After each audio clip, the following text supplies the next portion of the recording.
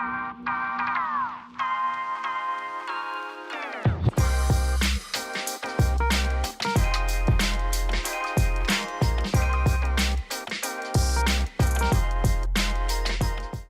to the Life Tradeoffs Podcast. I'm your host, Nitin, and today I have a special guest, someone who I can relate to more. It's an actuary. It's Ranveer Kaur, and she has her own YouTube channel. She is a professional now. She is working in the industry, and I'm really excited to have her today on the podcast. So, Ranveer, can you introduce yourself, where you're from, who you are, and just introduce yourself to the people? Yeah, sure. So my name's Ranveer, as you've just been told. I'm from London, and my parents are originally from India, but both moved to the UK when they were quite young. So I was born here. I lived here my entire life. I went to university in London. I now work in London as an actuarial consultant. So this is literally all I know, really. Yeah, so I've been working as an actuarial consultant for 2 years and 4 months now. And yeah, that was after studying 3 years of a maths undergrad degree and then a master's in actuarial science as well. Awesome. And that's a cool journey to have. I mean, like a lot of people, like nowadays, um, you have like the actuarial major. Like if you said like years ago, even like 2 decades ago, there wasn't like an actuarial major like really common. And so like as the years, people are starting to like get into the major. They're starting to find this profession, especially like how the industry is pushing everything. It's exciting. And so how did you get like introduced into this field? Yeah, so actually, when I was still at school, so I was applying for university, it was like well known amongst my friends that I was applying for a maths degree. And one of my friends had an older sister who was studying maths at the time. And she said to me, "Oh, once you finish your maths degree, work as an actuary." And I thought, what is that? And I was just like, okay, whatever. Yeah, sure. I had no idea what an actuary was. And she was just like, oh, yeah, it involves a lot of maths and, you'll make quite a lot of money and I think you'll like it. And I just thought, okay, brushed that off. I went to university and a lot of people at uni were interested in working in banks, like investment banks and stuff.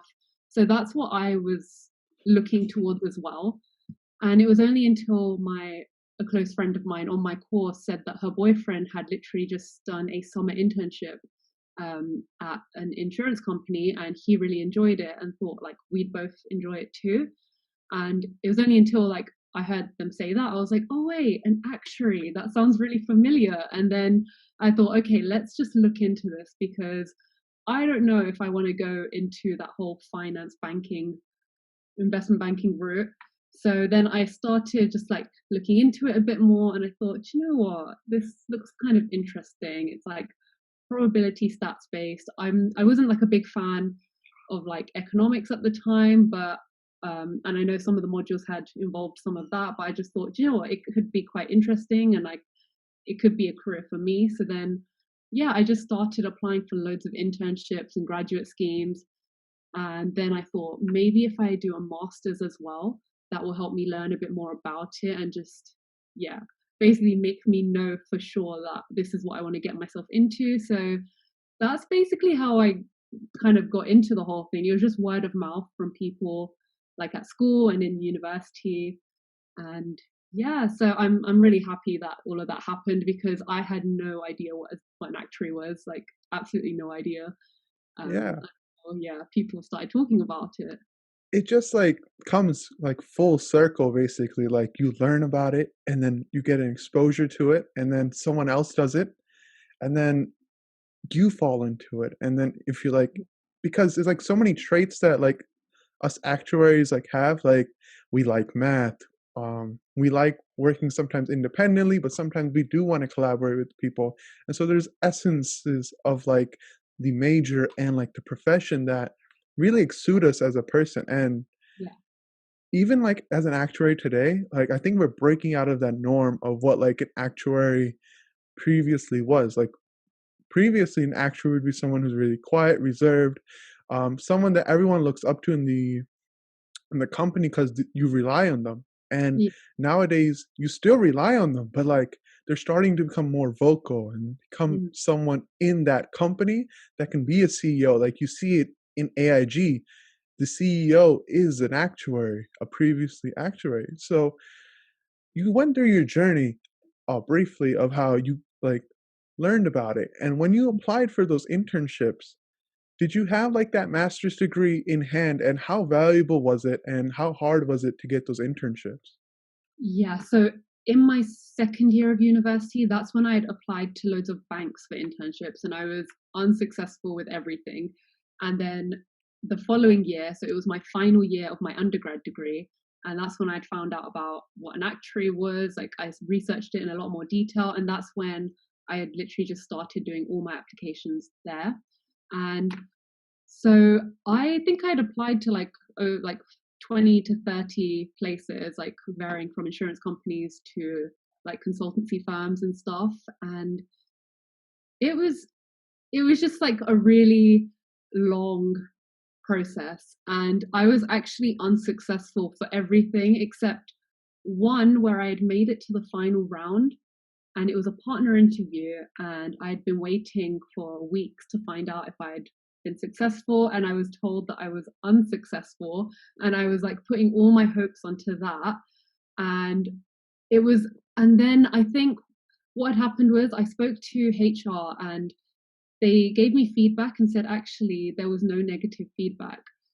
Everything the partner said about you was very positive. It was just that it was between you and another person, and they had something that I didn't have clearly.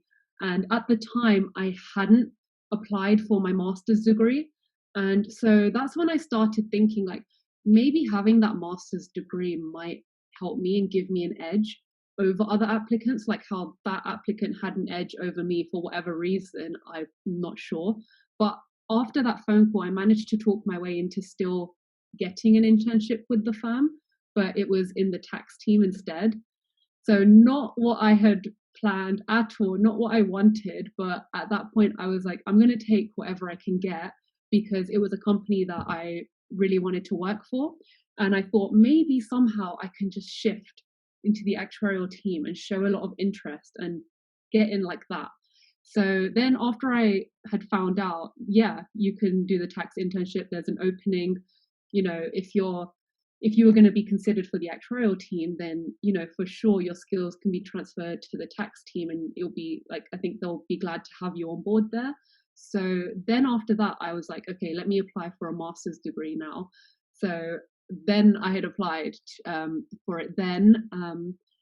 And yeah, I think that was definitely helpful because during my internship, I then started to reach out to the actuarial team and like the directors and stuff. And I just said, oh, can we meet up for coffee? And I would kind of throw in as well that I was about to study a master's in actuarial science. And they were like, oh, wow, you're really interested in this.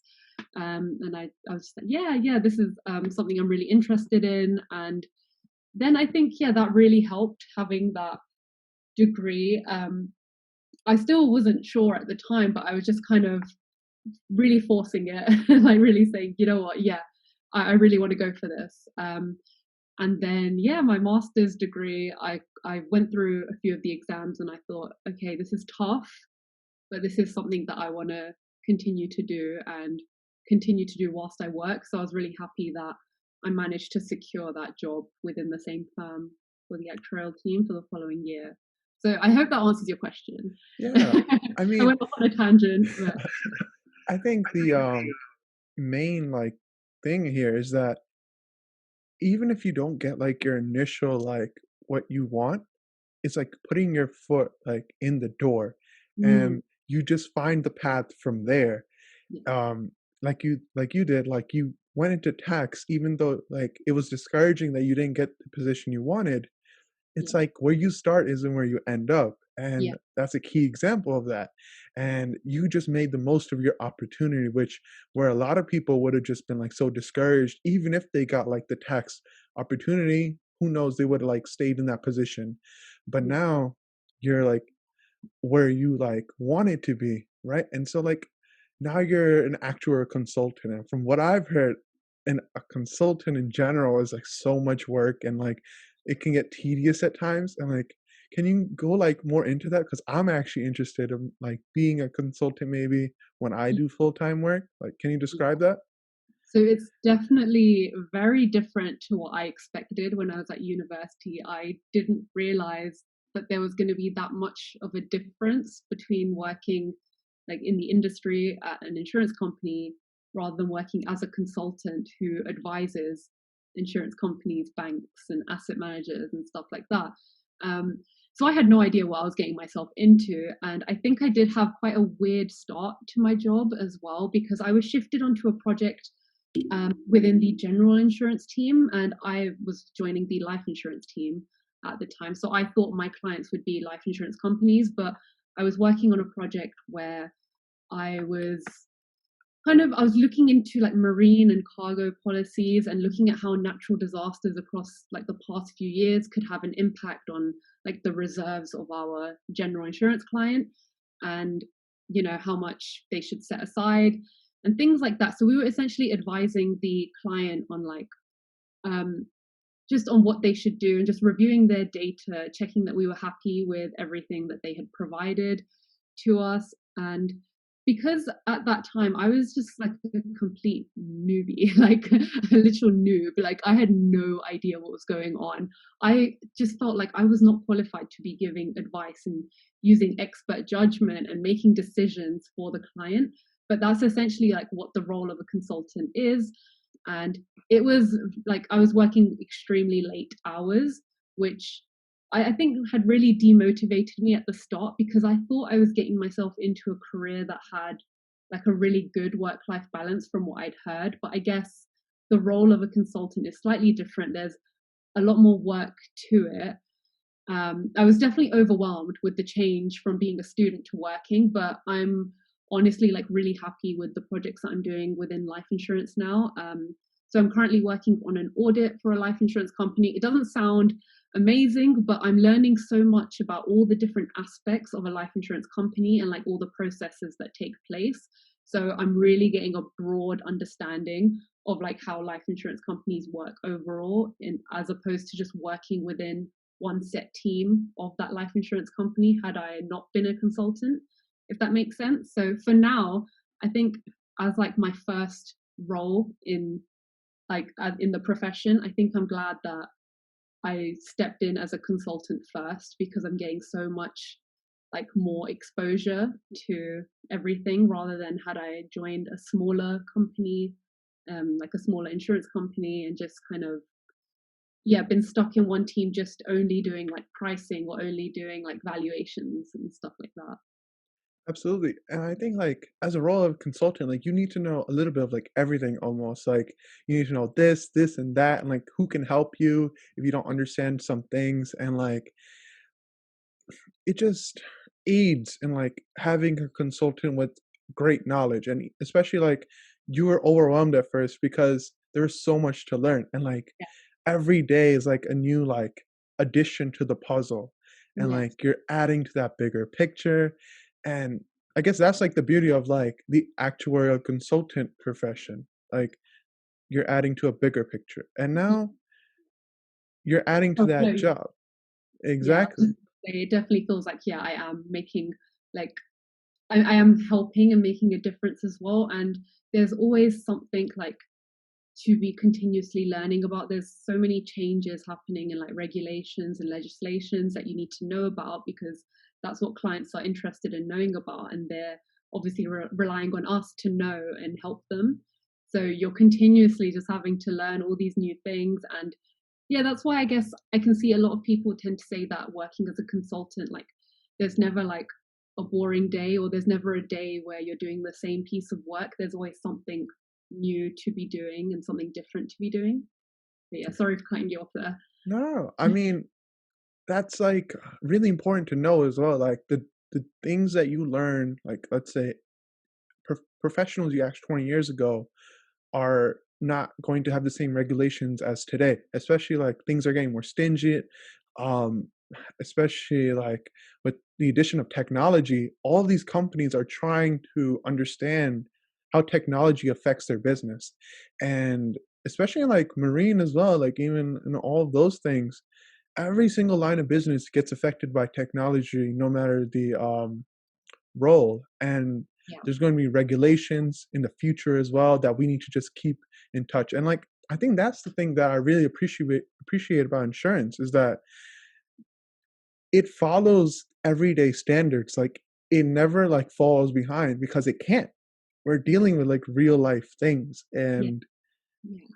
Everyone needs insurance for like something or some like, yeah, whether it's like getting car insurance or life insurance, like there's so many like different things, like different types of health insurance products as well.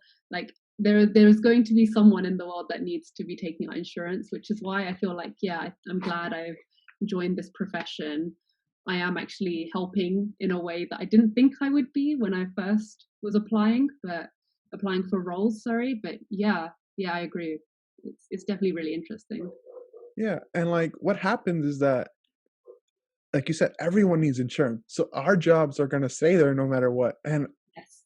honestly, like, do you feel like an actuary's job could be automated one day? I honestly don't. But what do you think?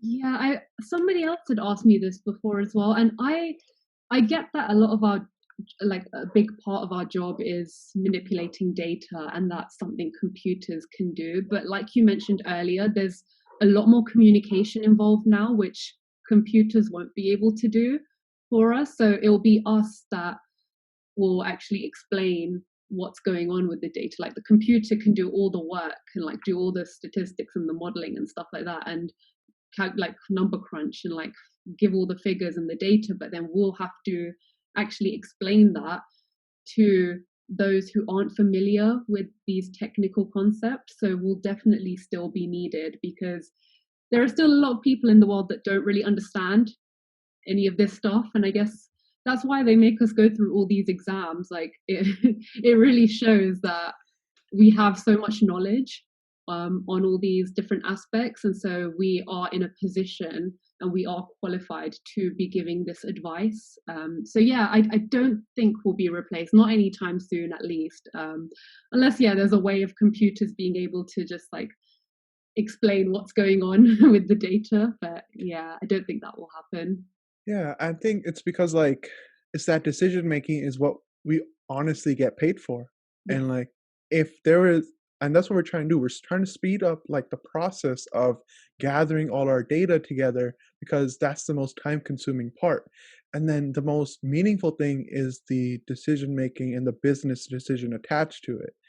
And I think if the computers can save us time in the data portion, we can make more meaningful decisions down the line for the business as well. And I think that's the way that technology can help us in this regard. So instead of replacement, it can be an aid. So you have also used technology um, alongside of your profession, I would say in terms of YouTube and like video creation, right? Yeah. So you have started to educate your audience about what an actuary does. You've gone through like day in the lives, you've gone through your exam process. It's exciting to see like you pass an exam, you do that. Like, how has that journey been? I've seen you post it for the past like half a year already. How's that been going?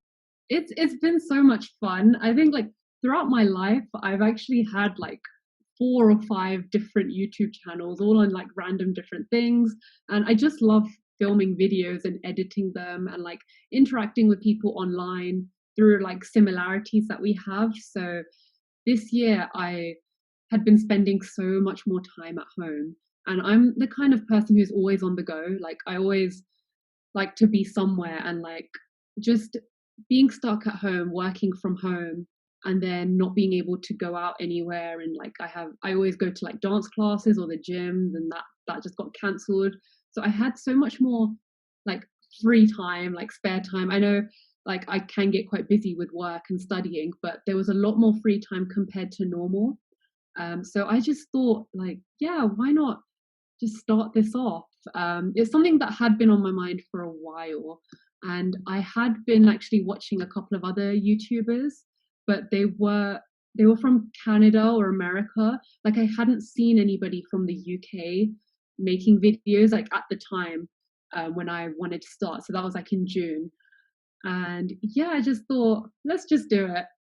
There will be some people that relate. It's quite a small niche area. Like it's not like how medical students and doctors, like they have like a large audience on YouTube. I didn't think I'd get like that big in terms of that, but I just thought it will be nice for other actuaries to be able to relate to someone, especially someone from the UK.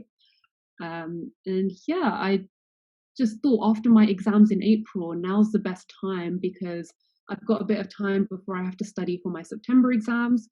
So I made the channel in May, but didn't upload my first video until June. And yeah, I'm no genius and I don't represent all actuaries, but I thought it just would be nice for people to watch my journey and like just get some advice from someone who's actually going through the entire experience of taking exams and working. And yeah, I don't have the best track record, as you've probably seen from like my exam results, but I feel like that's okay, and like people can learn from my mistakes that way. Yeah, I'm not trying to put myself out there as this like perfect person who passes everything. I want people to see as well like the downsides of it too, that you do have to deal with all these little things as well.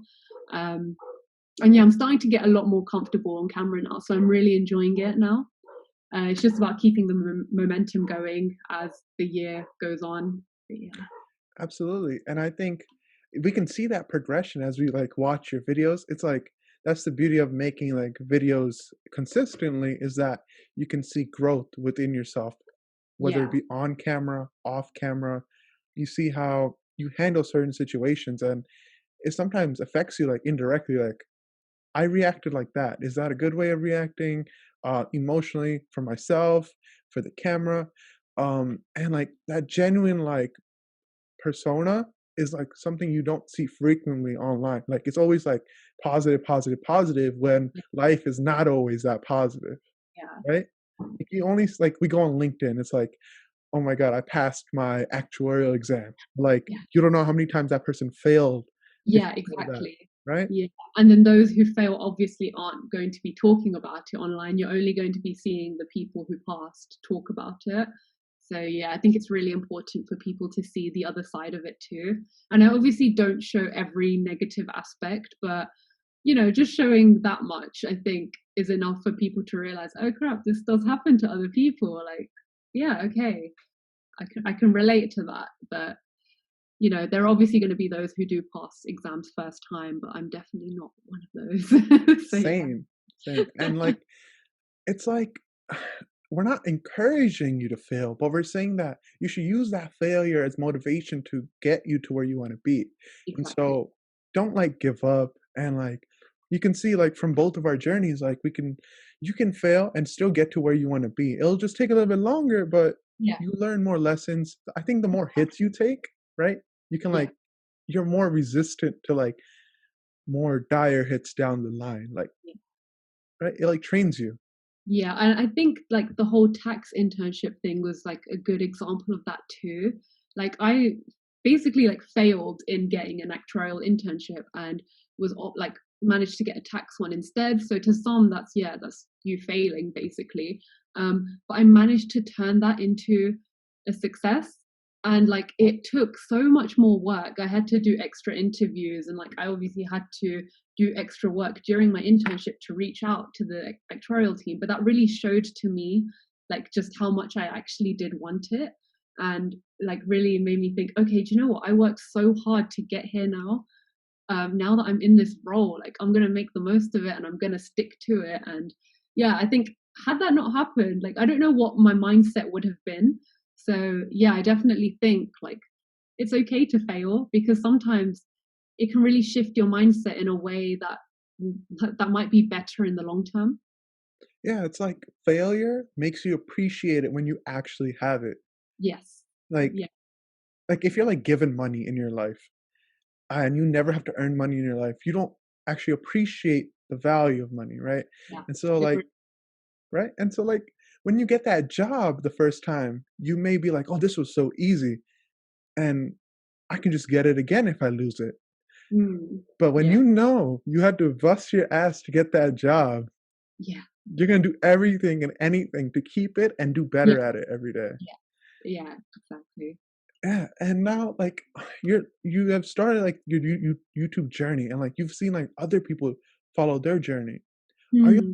planning on like collaborating, sharing your experience with them, like maybe like working with them in like a few like video projects, ideas? Have you thought of that down the line? Definitely. I've definitely thought about that. And yeah, so when I spoke before about watching specific people's videos, so there were two girls in particular from Canada, I believe. So one's Actuarial and then the other one's Etched Actuarial. And so I've spoken to Actuarial on Instagram, and yeah, I think there's definitely potential there for a virtual collab if she wanted to. I haven't like asked or anything, but I think, yeah, I'm building that relationship there where I could. And I'm also currently planning a collab with a smaller YouTuber, also within the actuarial YouTube space.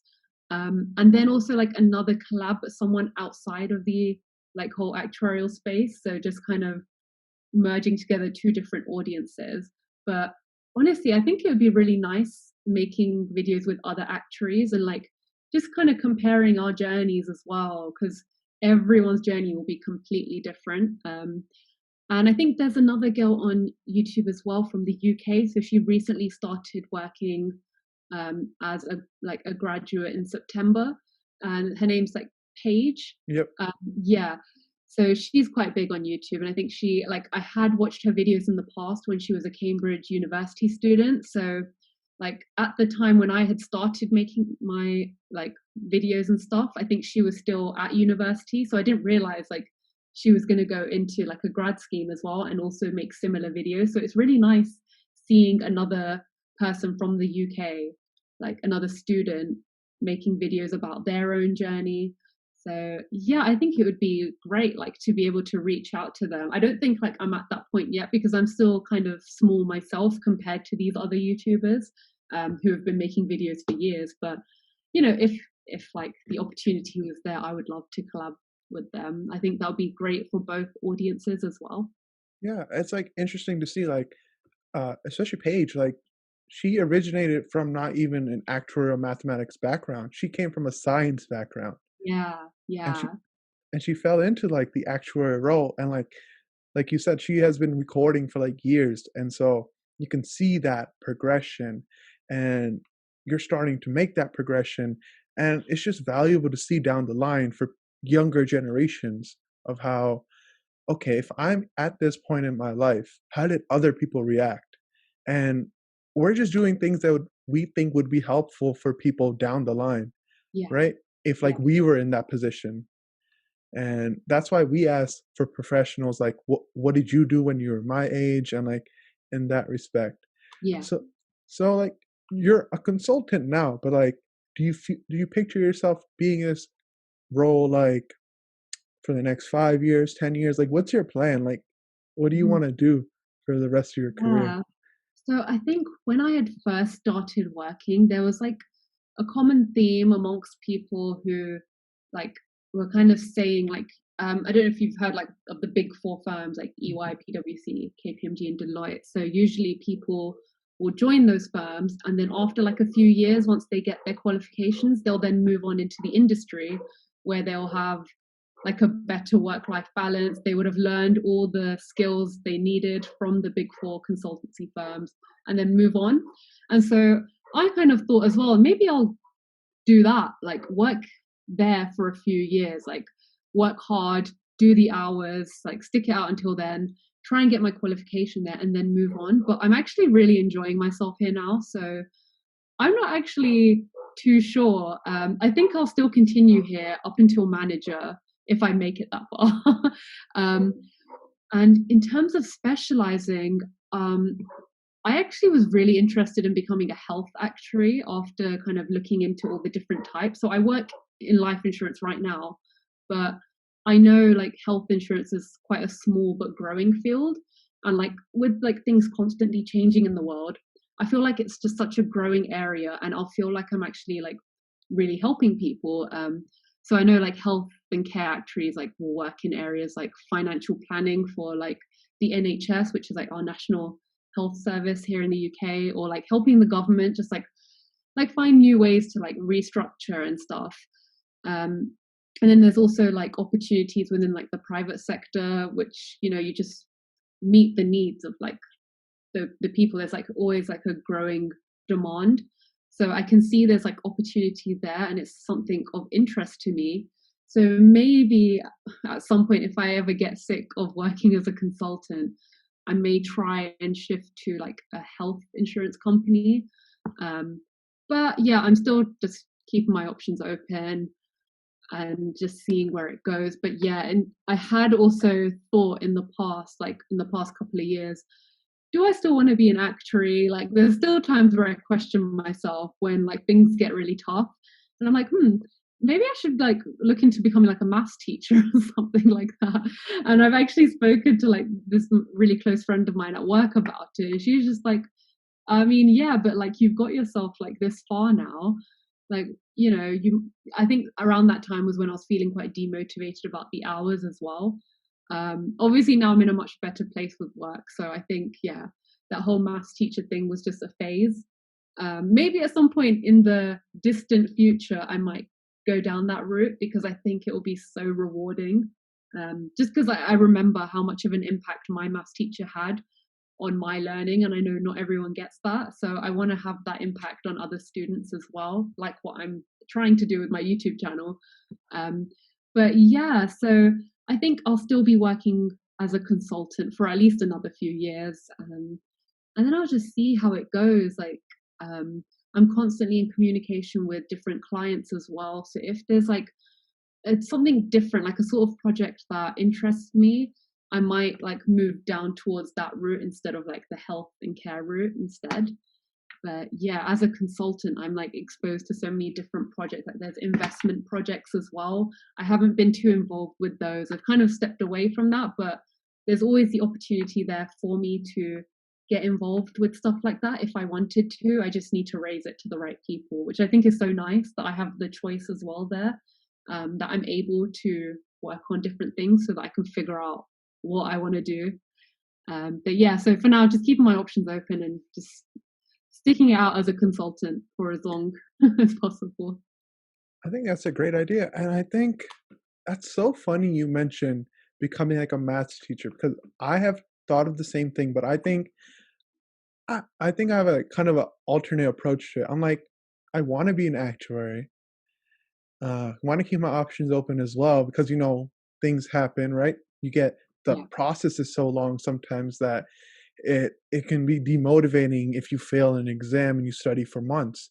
So what I'm planning on doing is like becoming an adjunct professor and teaching part-time. And so, Oh, right? And so it gives you like that, I guess that dopamine of like, oh, I am giving back and I can still do my job.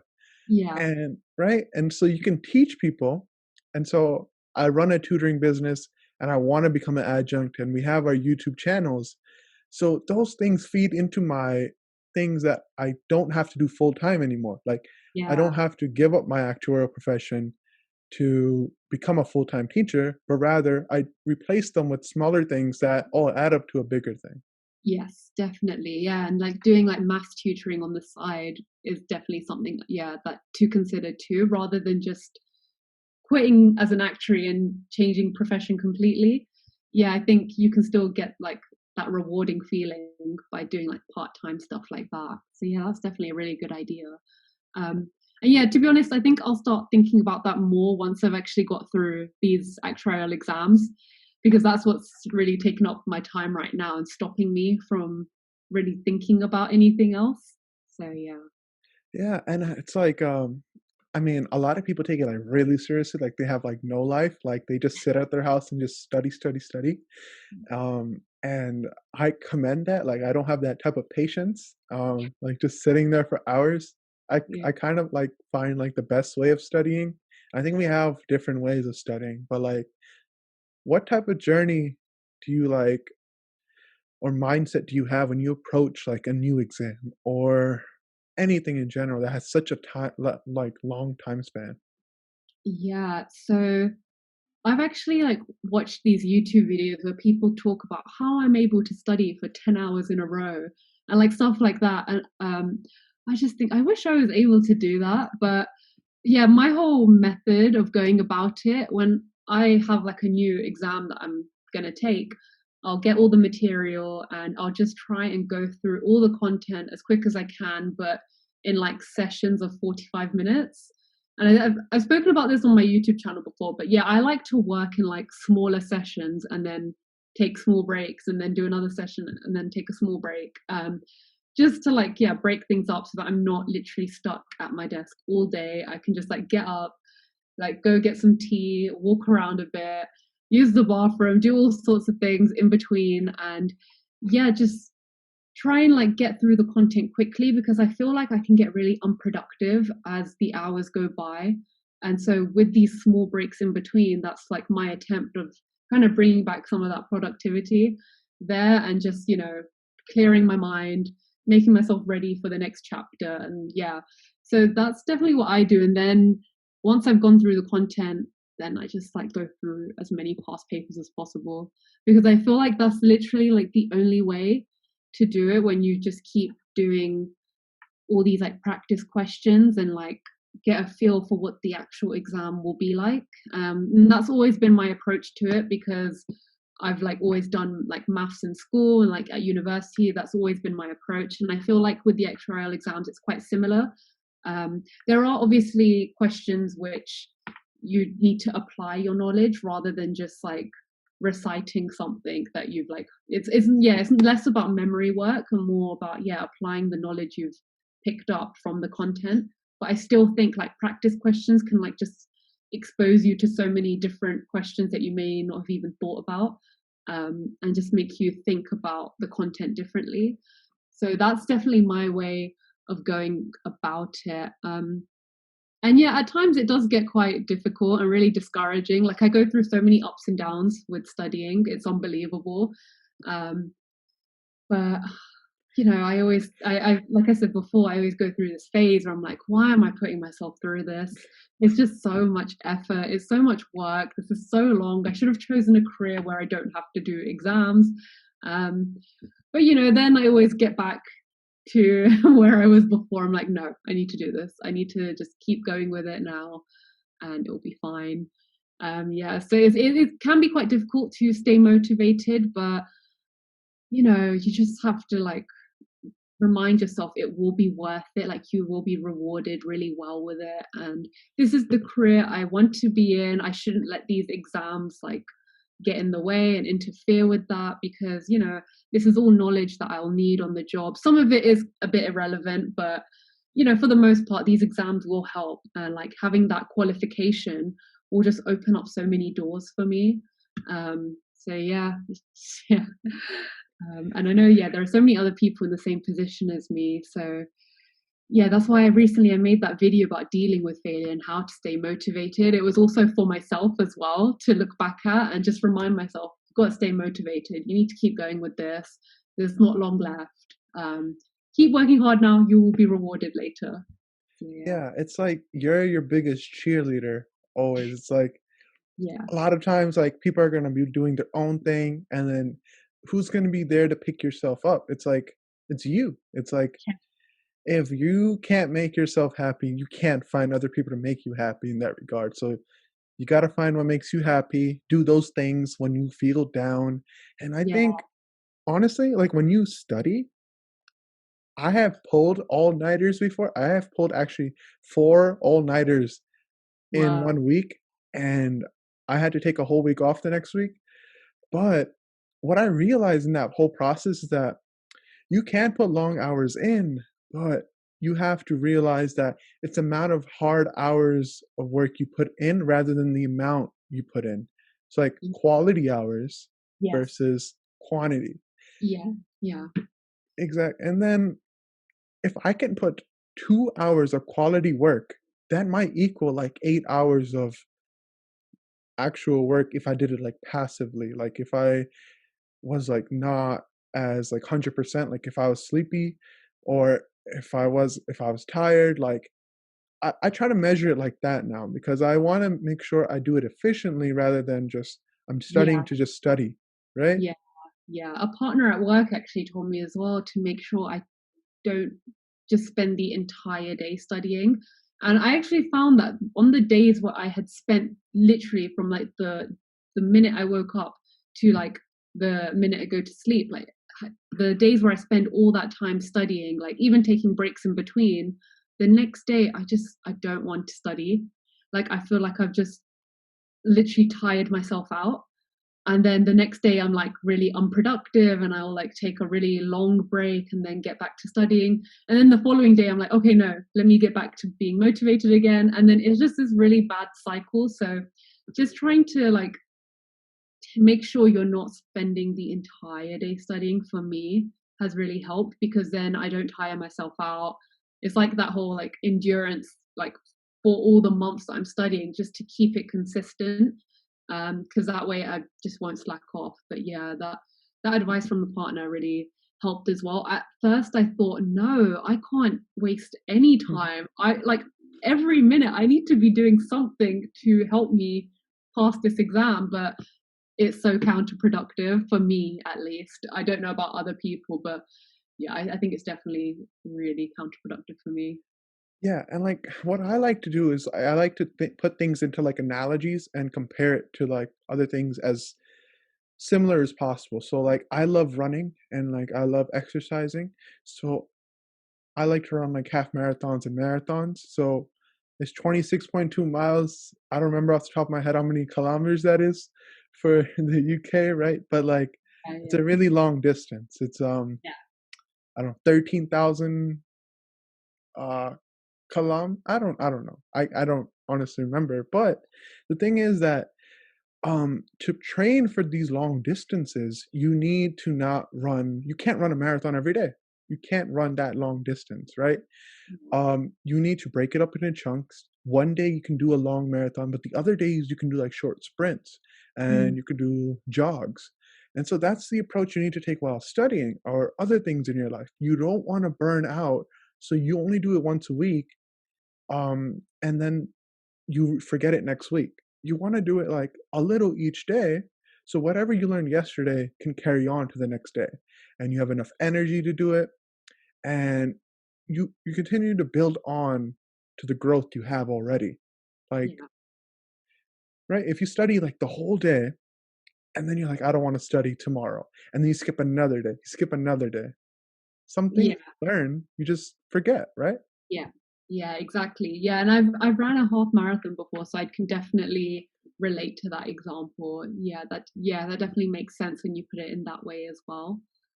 So yeah, it just is really tough, and you just have to figure out, I guess, what works best for you. And I know for me, it's literally just making sure I don't like burn out before like I even get to the exams. And I know I'll burn out if I really push myself too much. So, Yeah, and I think like the early on exams, I don't know the UK process, but like for the US, the early exams, if you feel like you're not ready, you can always push it off like 2 months because it's like every other month. I don't know if it works like that in oh, the UK, but the okay. first like two exams you can take every other month. And then the third exam you could take every like 3 or 4 months. So if you don't feel like you're ready, you can always push it off. Do they have that system in the UK? So we can only take exams in April and September for like Oh, all of the exams. We only have April and September. So if we fail an exam, we have to wait 6 months before we can attempt it again. And I guess that's why it takes like people so long, because you have to wait that whole time just to do the exam again. And then sometimes you could even miss the sitting, like if something else comes up in your personal life where you just you can't take the exams because it clashes with something else, then you've got to wait another 6 months. So yeah, it is really difficult in that sense. I didn't realize you could take it like the first couple every other month in America. Like, that'd be okay, that'd be quite nice. But I guess, yeah, the exams are still difficult anyway, so that I don't know how much it helps, how much more it helps. But yeah, we only get to take it April and September. so like your first couple exams, are those like, from what I've heard, are those like written? Like you have to write them instead of multiple choice? Yes, So yeah, there's only one exam where there's like a section of it that's multiple choice. so for like us, it's like completely multiple choice for like the first three. Oh, okay. So I'm I guessing don't know if that's I why. prefer that. I don't know, because if you get it wrong, it's completely wrong. Yeah, And yeah. some okay, I think we're on conflicting areas here where like you prefer my spot and I prefer your spot because Yeah. I like the short response because I want to get partial credit because sometimes my answer is just isn't there, but Mhm. I kind of know how to do it, and so Okay, I'm so you're saying method marks, like you could get marks yeah, there rather than not getting the final answer. hmm You can still get some marks for like writing a formula out or something. Or, yeah. exactly. And I mean, multiple choice wise, if I can guess the right answer or if I'm close enough to the answer, I can get to the answer. So I'm Yeah. guessing like I had to take an exam in December, like this month, Hmm. and I felt like I wasn't ready, so I pushed it off to February. There's Okay. all and like though this is like the only time I can do that because afterwards, like it's gonna be like I can only take it twice or like once a year. And that's when you like I think feel like you have to get like much more serious about the approach you have to take, Yeah. right? Yeah. That Um definitely makes more sense now because I feel like in the UK here, it's like a bit more normal to be taking like 2 or 3 exams around the same time. Whereas you guys, you'll just take like that one exam and then you'll take the next exam whenever there's a booking there or something. But for us, it's like we only have April and September. So we try and fit in like these exams and try and get them done and like study for those 6 months like up to that point and then try and clear those as quick as possible. Yeah, that makes a lot of sense now, I guess. It's yeah, crazy how different it works though. yeah, it's especially like I don't know about the content in the exams, but the actual process is quite different. And so what I'm doing with like I would get say like the free time because the first exams if I have so much bandwidth and they're not as difficult as the later on ones, while I'm in university, I'm going to get like my CPCU because that's for like the underwriter designation. Oh, okay. So I honestly feel like if you get that designation, it helps you like understand insurance more overall. Yeah. Yeah. And I'm like, it's a few more exams. I mean, it's not a few more, it's like 8 more exams, but like it's okay. My university offers like courses where you can get 2 waivers for it. So that's 2 Ah, gone already. okay. And I can learn in my courses about the exam because they have courses dedicated to each exam. Yeah. So those are already 2 gone. And then the other 4 I just study for. And Got it. Yeah. Okay. And that will be helpful as well in your role and like for future exams as well. So yeah, it's yeah. time well spent. Mm. So like off camera. So like when you like turn off the camera, you're like, okay, so this is what I'm doing right now. But like where do you like picture yourself like 5 years, 10 years? I asked you like professionally, but like non-professionally. Like where do you like want to be? Mhm. Non-professionally, Hmm. so things outside of career. I hope that I will be married with kids at that point, and that I will be continuing to do the things that I enjoy in my free time, like dancing, going to the gym, stuff like that. Um, I don't really know what else. Those are like the main things, I guess. And then career wise, I guess it's like, I better be a qualified actuary in 5 years' time. I'm hoping to do that next year, but I mean, with these exams, I can never tell. So yeah, hopefully that much. And I don't really know about anything else. I haven't really sat down and figured that out yet. Maybe also in terms of property, be able to own some of my own because I have been saving up a lot from working over the past couple of years. So I feel like that will continue to grow as my salary increases as well. So hopefully, have like a couple of investments there in property. But other than that, I don't really know. I don't really have any other goals or aspirations in that sense. And sorry So if you can hear my dogs barking. that's fine. I mean, let me throw a few at you. So like as a consultant, I feel like a lot of people can like do their own practices. Would you ever consider that? Ooh. I don't know. I haven't actually thought about that yet. That is actually really interesting. I've never considered that before, actually. Um, hmm, I don't know. Yeah, because I like, think maybe I'll see how far I can go with YouTube and yeah, then like see if I could do that. I mean, like the years you work at your job, and then you can take all of that experience, and then you can have a few friends, and you can make your own company. Like, so I interviewed for a company last year. It was called Qual Risk, and it was a group of friends who worked in the industry the year prior, and they took all of like their friends that they had personally that they did business with, and those were their first few clients in their new startup business. Wow. Yeah. And so Okay. once you start from that foundation, like right now you're just building up your connections and your base. Yeah. And you want to like find a few people you can trust, and like you can start like a business on your own, but like I feel like that would be difficult. But finding your friends, someone you can rely on, you work with frequently, would like be beneficial. And starting that, like a startup in in my like mind would like be really hard. I'd be like everything's on you, and like working a job, there's so many things like you don't have to worry about, like overhead, all those things, right? Yeah, But definitely.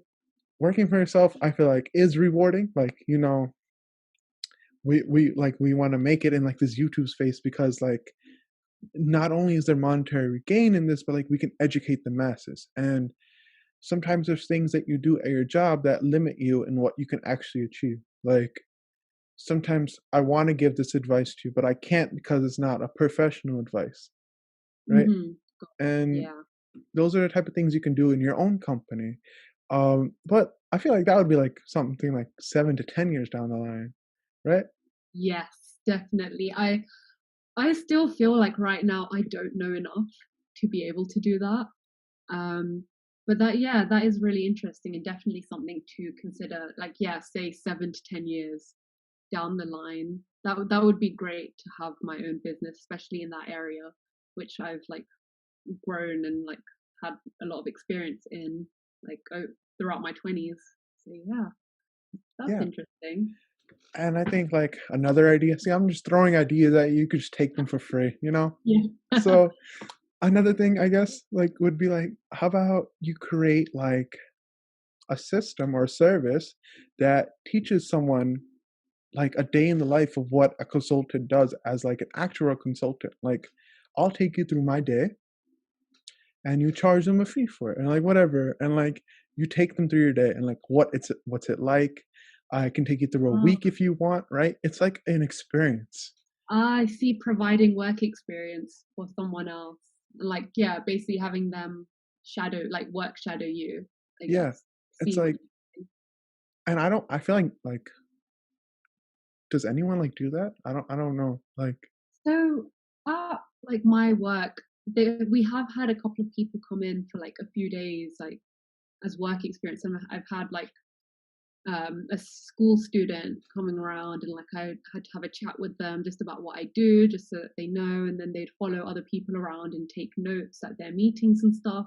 But yeah, that was only one time, and I think that would be so helpful as well, because it adds so much to your application in like jobs and like graduate schemes when you say that you've had experience or you were able to shadow somebody within like an actuarial consultant role. That's, yeah, that's actually something I've never ever thought about, and I don't know um if there's like a procedure like that I have to go through to have that accepted at work, or like maybe have someone approve it, just so that because it, like, you know, there will be like confidential information that they will be exposed to, so they may have to sign something. But yeah, if, yeah, I might have to like chat to someone at work about that and like see if that's an option there, because that could be really helpful too. so that's interesting that you mentioned like the procedure on how to do that, because I have I'm not gonna say friend, like my I have a mentor who's a CEO of a company, um and he looks over all of like the electricity in like New York and New Jersey. And so he has a lot of employees under him, And what they do is like they have these sample documents already that you already know everything on the page, but then you can hand off to that student and it's non-confidential information. So you can keep it, put as many notes on it, right? And I can take you through my day for like a few hours on how it would like plan out. Like I would say, this is the document I need. This is how it relates to my role. This is how I would like perform my job. And this is one of the things I would do. And if it's like an immersive thing that's throughout a month or throughout a week, you can provide more documents. And like I think that's like the first step you can do. Like you can go to your like manager and be like, I create these sample documents. None of this is confidential information, so we don't need to worry about that. But I really want to like start educating our youth because it would not only benefit us as a company because we can start to educate them and they can come to our company knowing like our procedures somewhat, but it'll just help future generations and we don't have to like immediately educate them because if we feed the knowledge, some of them will retain the knowledge. Yeah. And I think that would be a great approach, right? Like, Yeah, I think that would be really good. Yeah. Just never thought of these ideas before. I, Yeah. it's just shower thoughts, you know. They just come right at me. I'm like, okay, gotta cling on to them, write them down. Yeah. Um, but I think we had like a really interesting conversation. I think like things we said like were really valuable to like the aspiring either actuary, aspiring insurance person, or just in general. I think we gave a lot of great advice. Any like last words for like our listeners and viewers? Oh, just in terms of being an actuary or just like In general, like yeah, in general, just always like keep your options open and keep yourself motivated. Don't like beat yourself up over failure because that happens to absolutely everyone. And obviously, everyone reacts differently, but try to kind of build yourself in a way where you're able to react in a positive way and turn it into a learning experience. And just make sure you're always like enjoying the things you do in this life. Life's too short to care about what other people think about you. If there's something you want to do, something you put your mind to, like just go for it. Um, just with anything in life, really. Like if you want to start a YouTube channel, like what we're doing, like start a podcast, like what you've done here as well, like go for it. It's great to see like all these kind of different creative sides of people as well, just on the side of what they're doing as their full-time job and like their full-time studies. So yeah, that's all I'd have to say to your viewers, and thank you so much for having me on this podcast as well. It's been really nice having this chat. I can't believe an hour's gone by so quickly. Like it literally feels like we've just been chatting for 5 minutes, but an hour's gone by. So yeah, there's definitely some really good stuff that we spoke about, and yeah, it's just so nice interacting with other fellow like actuarial students and actuaries across the world as well. So thanks for having me. yeah, of course. And like I was like the second I saw your channel, I'm like, I have to talk to this person because I'm trying to find someone that's like I don't know, like a cool actuary, someone like that's open to make content, right? And like to the people who like want to create, like this is my message to them. Like I don't care what anyone says, but everything takes time. They're like there's no such thing as like a overnight success because you don't know the amount of hours that person put into like that creation, like the number of days, the amount of stress and anxiety that comes into creation. So like take your time. There's no rush. Like we're all going to have jobs and these could be like our hobbies that one day turn into a full-time job if we want it to be. And take your time with it. Like really create content that you're like happy with. And I think that's what we're both trying to emphasize here is like there's no rush here. It's what you want to make of it. And so would you rather put out stuff that you rush and you're not going to be happy with or put in like an extra day or two and like you're happy with the result? And that's the beauty of this whole process. And I really thank you for coming on this podcast, enlightening our viewers and our listeners. And I want to wish everyone a great new year. I know 2020 was not a great year overall, but I know 2021 we can take full advantage of it, whether or not it is limited in our accessibility outside or not. I know everyone's going to kill it. So I hope everyone has a great New Year's. Stay safe out there. And this is the end of the Life Tradeoffs podcast with Ranveer Kaur. So check out her channel down in the description. And I thank you all for listening and watching. Thank Bye, guys. you. Bye.